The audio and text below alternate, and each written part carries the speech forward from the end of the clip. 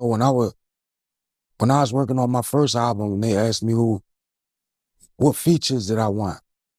I'm like, man, get me Scarface. After I got that, I was content.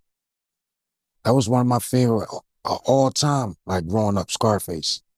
That's what I listened to.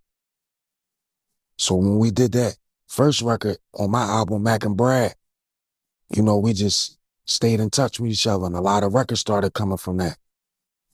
All the way to the point where we even talked about me and him doing an album together, Mac and Brad. It ain't come to fruition yet. We both busy in our lives.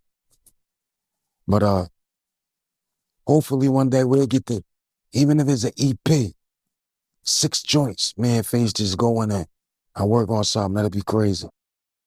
Yeah, shout out to Scarface. He definitely in my top 10. But I gotta ask you, right? Like I was telling you earlier, Jay and Pac, they my top 2 of all time. But out of curiosity, how did Jay feel about Pac? Because at one point Um, they was beefing, so. I never heard Jay speak no ill about Tupac. If Tupac ever was mentioned, he was mentioned under the lights of one of the best. I never heard Jay say anything bad about Pac. I heard him say like some endearing things. We be in the studio doing certain things. He be like, yeah, cause Pac would have probably did this. Nothing ill about Pac, no.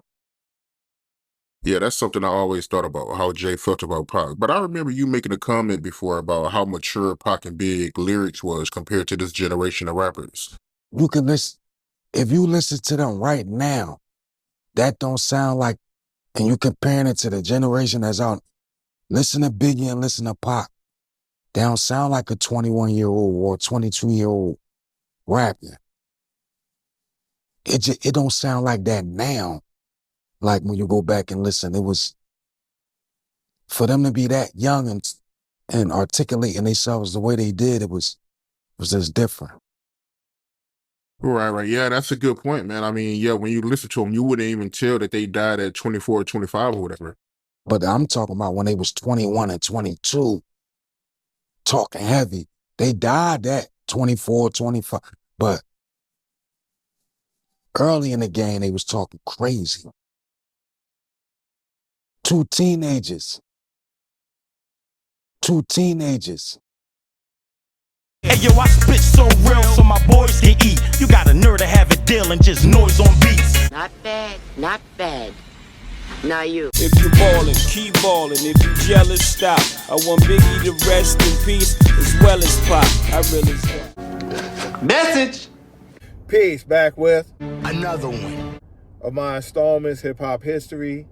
In that clip, you just heard Beanie Sigel speaking about his collaborations with Scarface and also potential for a 6-song EP or an album.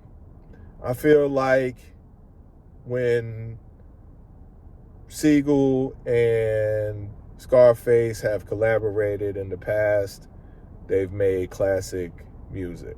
So that would be dope.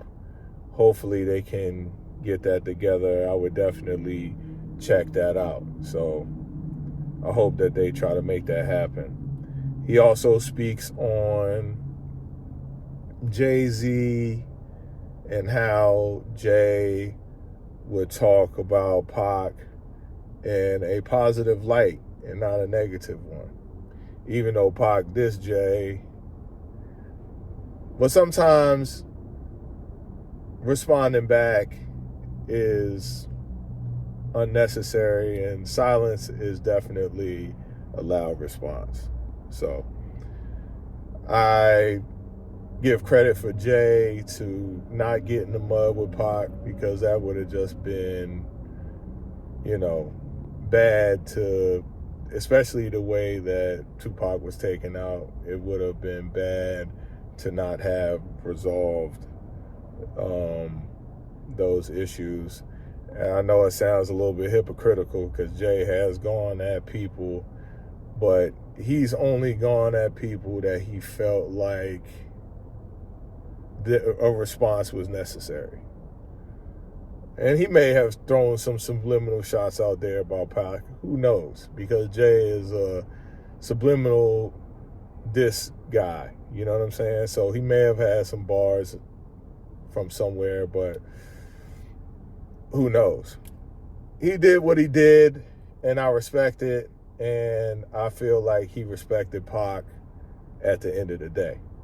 So this is just my 2 cents added on.